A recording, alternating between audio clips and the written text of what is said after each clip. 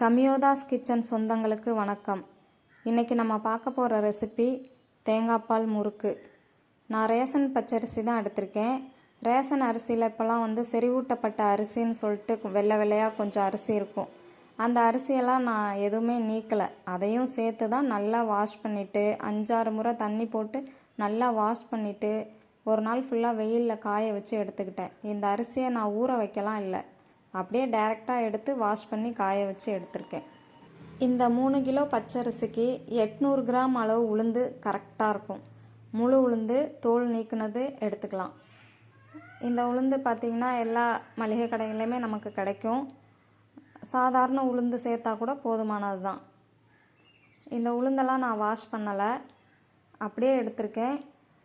இதை எப்படி வறுக்கணும், எப்படி சேர்த்து மிஷினில் கொடுத்து அரைச்சிட்டு வரணுங்கிற பக்குவத்தை வாங்க போய் பார்க்கலாம். அதுக்கு ஒரு கடாயை எடுத்துக்கிட்டு நம்ம ஆல்ரெடி எடுத்து வச்சுருக்க 800 கிராம் உளுந்தில் கொஞ்சம் கொஞ்சமாக எடுத்து இதில் சேர்த்துட்டு மீடியம் ஃப்ளேம் லோ ஃப்ளேமில் வச்சு லைட்டாக வறுத்து எடுத்துக்கோங்க. கலர் மாறக்கூடாது, வெள்ளையாகவே தான் இருக்கணும். நமக்கு லைட்டாக வாசம் இந்த மாதிரி கலர் கொஞ்சமாக மாறி இருக்கும். இந்த டைமில் நம்ம எடுத்து வேறொரு பிளேட்டுக்கு மாற்றிக்கணும். இந்த ஸ்டேஜில் இருக்கும்போதே வேறொரு பிளேட்டுக்கு மாற்றி வச்சுட்டு இன்னொரு பேட்சையும் இது போலவே வறுத்து எடுத்துக்கோங்க. இருக்கிற 800 கிராம் உளுந்து எல்லாத்தையுமே இது போல் நல்லா வறுத்து எடுத்துக்கோங்க. வறுத்து எடுத்த உளுந்தை ஃபேன் கடியில் வச்சு ஆற வச்சுக்கோங்க.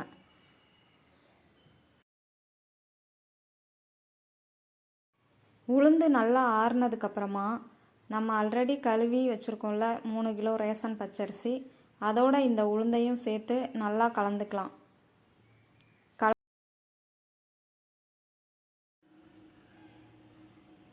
இது போல் ரெண்டையும் ஒன்றா சேர்த்து கலந்துட்டு மிஷினில் கொடுத்து அரைச்சி எடுத்துகிட்டு வந்துக்கலாம்.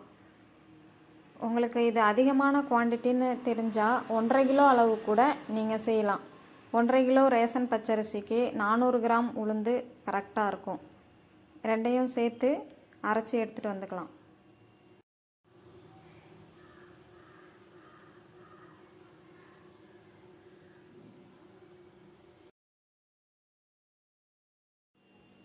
இப்போ பாருங்கள், மாவை நல்லா மிஷினில் கொடுத்து அரைச்சி எடுத்துகிட்டு வந்துட்டோம். எப்படி நல்லா ஒயிட் கலரில் இருக்குது பாருங்கள். அரைச்சி வாங்கிட்டு வந்ததும் நம்ம ஒரு நியூஸ் பேப்பரில் இந்த மாவை போட்டு நல்லா ஆற வச்சு ஏர்டைட்டான பாக்ஸில் போட்டு ஸ்டோர் பண்ணி வச்சுக்கலாம். நமக்கு எப்பப்போலாம் தேவைப்படுதோ அப்போ கொஞ்சமாக மாவு எடுத்து முறுக்கு செஞ்சுக்கலாம்.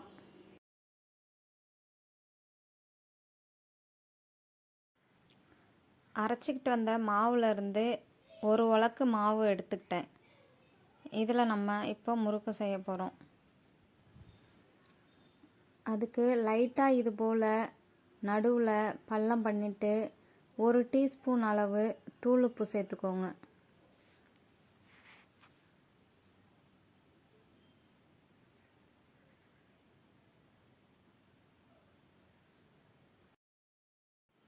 இது கூடவே தேங்காய் பால் சேர்த்து மாவை நல்லா பிசைஞ்சு எடுத்துக்கலாம். அதுக்கு நான் 100 ml அளவு உள்ள ஒரு டம்ளர் எடுத்து ஃபஸ்ட்டு டம்ளர் தேங்காய் பால் சேர்க்குறேன். சேர்த்துட்டு நல்லா அந்த உப்பு 3 பச்சை மிளகாயை 1/4 டம்ளர் அளவு தண்ணி சேர்த்து நல்லா ஃபைன் பேஸ்ட்டாக அரைச்சி எடுத்துகிட்டு வந்திருக்கேன். இதை 3த்தையும் சேர்த்து உப்பு கரையிறது அளவு கரைச்சி கொடுத்துக்கலாம். கரைச்சி கொடுத்த தேங்காய் பாலில் மாவை நல்லா பிசைஞ்சு எடுத்துக்கோங்க. எனக்கு இன்னும் கொஞ்சம் தண்ணி தேவைப்பட்டதுனால இன்னும் 1 டம்ளர் தேங்காய் பால் எடுத்து அதில் பாதி அளவு மட்டும் இப்போ சேர்த்து பிசைஞ்சிக்க போகிறேன்.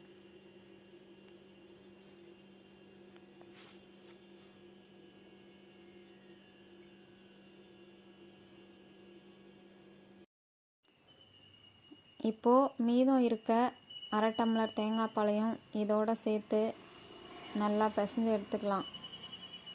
இது கூடவே 1 டேபிள் ஸ்பூன் அளவு கருப்பு எள்ளும் சேர்த்து நல்லா பிசைஞ்சு கொடுத்துக்கோங்க. மொத்தமாக 200 ml தேங்காய் பால், 25 ml தண்ணி மிளகாயோடு அரைச்சி சேர்த்துருக்கோம். சேர்த்து இது போல் பிசைஞ்சு எடுத்ததுக்கப்புறமா உப்பு டேஸ்ட்டு பார்த்துக்கலாம். எனக்கு உப்போட அளவு கரெக்டாக இருந்துச்சு. இது போல் முறுக்கு அச்சு எடுத்துக்கிட்டு அதில் மாவை சிலிண்டர் சேஃப்க்கு உருட்டி எடுத்து உள்ளே ஃபில் பண்ணிக்கோங்க.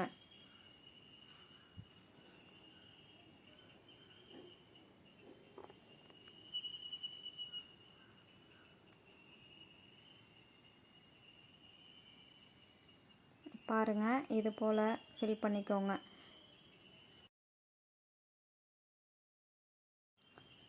இந்த ஒரு உலக்கு மாவுக்கு 2 முறுக்கு கிடச்சிச்சு. நான் கொஞ்சம் பெரிய அளவு சைஸ்லேயே செய்திருக்கேன். உங்களுக்கு தேவைன்னா 3 முறுக்காக கூட செஞ்சு எடுத்துக்கலாம். இது போல் நல்லா சாய்ச்சி பிடிச்சிக்கிட்டு முறுக்கு சுற்றிக்கோங்க.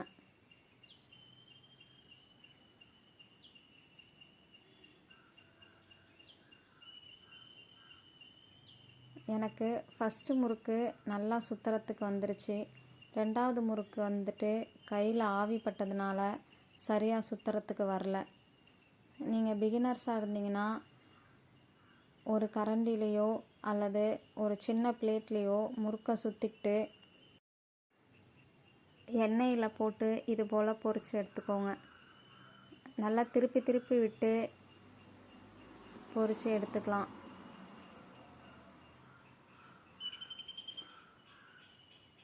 பாருங்கள், பாதி அளவு பபுள்ஸ் அடங்கிருச்சு. இன்னும் கொஞ்ச நேரத்தில் இந்த முறுக்கு வெந்து வந்துடும். முறுக்கு நல்லாவே வெந்து வந்துருச்சு. பபுள்ஸ் ஃபுல்லாக அடங்கிருச்சு. இந்த ஸ்டேஜில் நம்ம இந்த முறுக்கை எடுத்துக்கலாம்.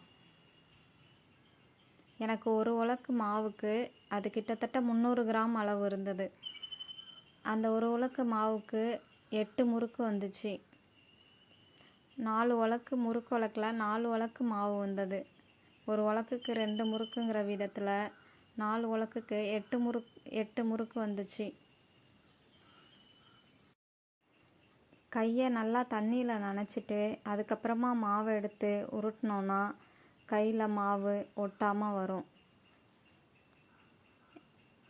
இப்போது 2 முறுக்கு நான் செய்து எடுத்துட்டேன். அடுத்த பேட்ச் 2 முறுக்கு போட போகிறேன்.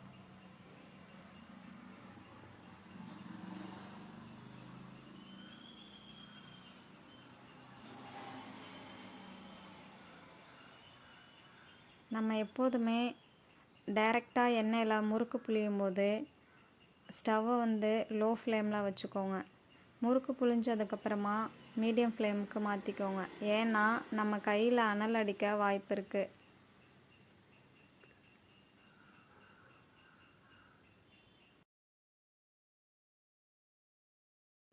அடுத்த பேட்ச் முறுக்குமே பபுள்ஸ்லாம் அடங்கிட்டு நல்லா வெந்து வந்துருச்சு. அதையும் இப்போ நம்ம எடுத்து வேற ஒரு பாத்திரத்தில் மாற்றிக்கலாம். நான் ஃபஸ்ட் டைமாக தேங்காய் பால் முறுக்கை கடைகளில் வாங்கி தான் சாப்பிட்டு பார்த்துருக்கேன். அதில் லைட்டாக தேங்காய் எண்ணெய் ஸ்மெல் வந்தது. தேங்காய் பாலுக்கு பதிலாக தேங்காய் எண்ணெய் சேர்த்து செஞ்சால் எப்படி இருக்கும்னு நினச்சேன். அதனால் தேங்காய் பாலுக்கு பதிலாக 2 ஸ்பூன் அளவு தேங்காய் எண்ணெயை சேர்த்துட்டு 225 ml தண்ணி சேர்த்து 1 டீஸ்பூன் உப்பு சேர்த்து அதே ஒரு உலக்கு மாவு எடுத்து பிசைஞ்சு நான் செய்து பார்த்தேன். பாருங்கள், இது போல் நல்லா வெள்ளையாக சூப்பராகவே வந்துருந்துச்சு. தேங்காய் பால் முறுக்கில் பச்சை மிளகாய் சேர்த்து செஞ்சேன். ஆனால் இதில் பச்சை மிளகாயை நான் ஸ்கிப் பண்ணிக்கிட்டேன். மற்ற எல்லா அளவுகளுமே அது போலவே செஞ்சேன். கொஞ்சம் கூட எண்ணெய் குடிக்காமல் நல்லா கிறிஸ்பியாக சூப்பராகவே வந்துருந்துச்சு. ஆனால் இந்த தேங்காய் பால் முறுக்கில் இருக்கிற டேஸ்ட்டு அந்த தேங்காய் எண்ணெய் சேர்த்து செஞ்ச முறுக்கில் இல்லை. இப்போ நான் காமிக்கிறது பச்சை மிளகாயும் தேங்காய் பால் உப்பு மட்டுமே சேர்த்து செஞ்ச முறுக்கு. இது ரொம்ப கிறிஸ்பியாகவே ரொம்ப டேஸ்ட்டாகவுமே இருந்துச்சு. என்னை கேட்டால் தேங்காய் எண்ணெய் சேர்த்து செஞ்ச முறுக்கை விட தேங்காய் பால் சேர்த்து செஞ்ச முறுக்கே நல்ல அருமையாக வந்திருக்கு. தேங்காய் எண்ணெய் சேர்த்து செஞ்ச முறுக்கில் தேங்காய் எண்ணெயோட ஃப்ளேவர் அதிகமாகவே தெரிஞ்சிச்சு. அதனால் தேங்காய் எண்ணெய்க்கு பதிலாக தேங்காய் பால் சேர்த்து செஞ்ச முறுக்கு ரொம்ப அருமையாக வந்துருந்துச்சு. நீங்களும் இதே அளவுகளோட இந்த முறுக்கை செய்து பார்த்துட்டு உங்களோட எக்ஸ்பீரியன்ஸ் எப்படி இருந்ததுங்கிறத என் கூட கமெண்டில் ஷேர் பண்ண மறந்துடாதீங்க. தேங்க்யூ.